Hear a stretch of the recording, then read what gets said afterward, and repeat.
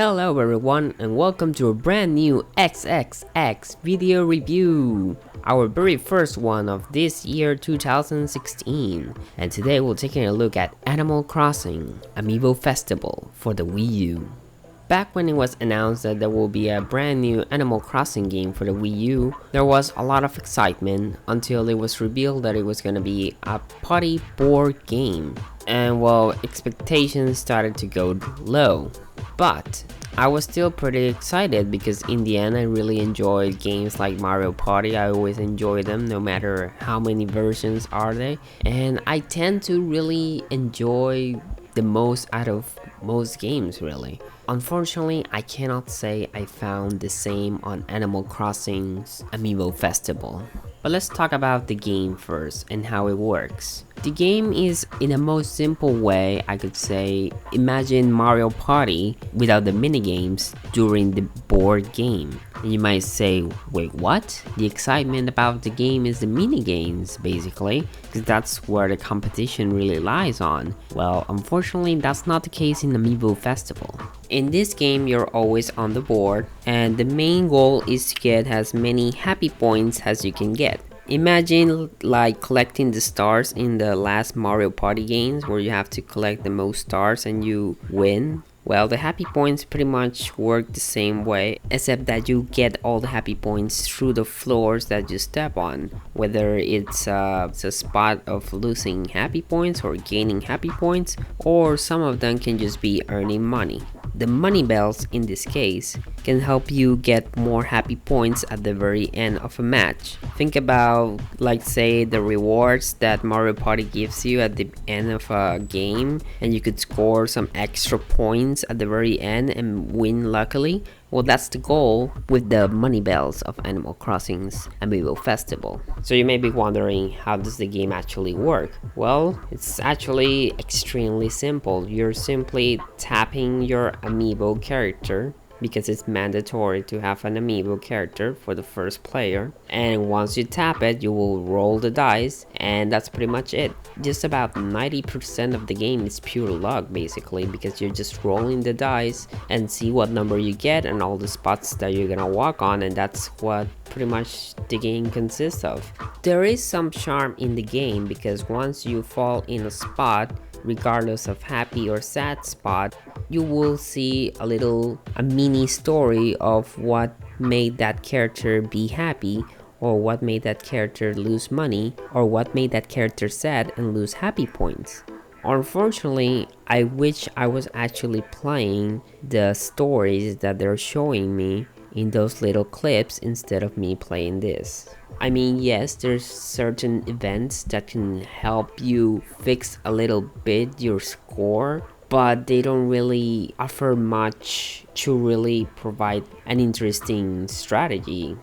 But there's still a few of them worth mentioning. Specifically, the only one that can make a difference in terms of the bells money you have is the turnip event, where the turnip seller is going to sell you some turnips, and depending on the spots that you fall on the board game, those turnips you can sell them and have a specific amount of value. So for example, I bought 20 turnips and I fall in a spot that says turnips are for sale at 90 bells, and that's a pretty low amount. But you may later fall in a space where turnips have a value of 200 bells, and that's where you can strategize and go say, oh, this one is a good amount of money I'm gonna get with those turnips. The turnip system is pretty much similar or the same to a normal Animal Crossing game, except that the floor once again determines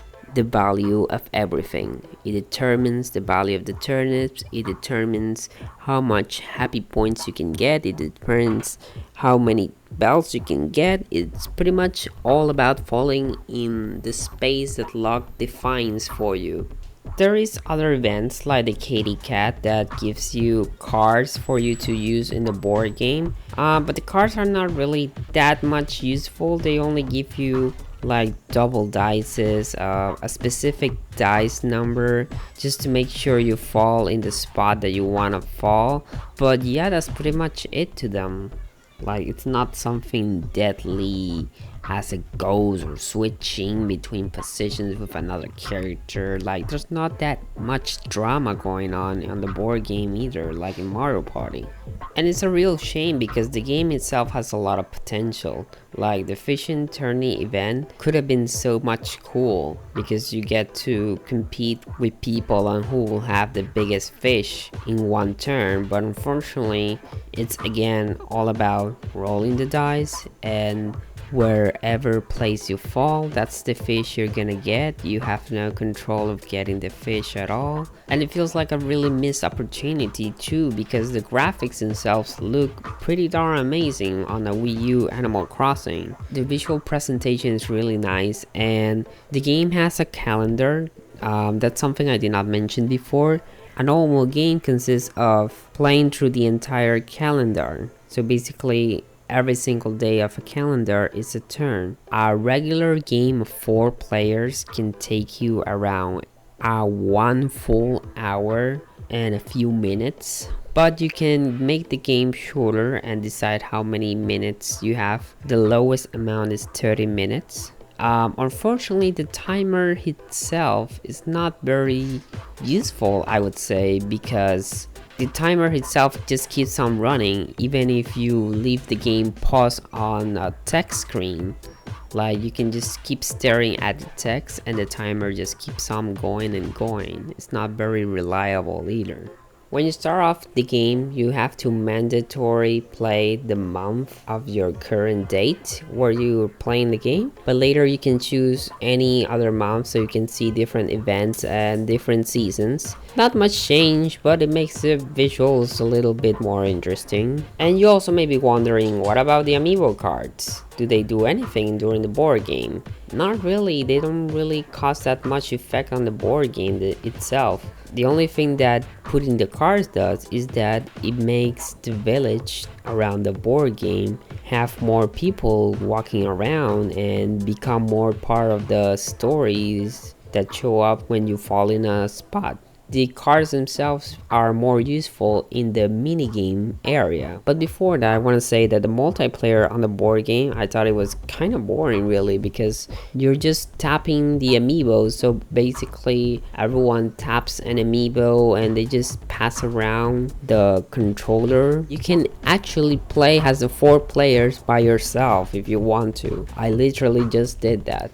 So I mean, if you enjoy like imagining your own little adventure with Animal Crossing characters by playing as the 4 of them, then maybe you'll have some fun with that. I know the kid in me would have enjoyed that. But yeah, that's pretty much it. Now, there is mini games on the game, but they're not part of the board game. They are separate in a minigame hub.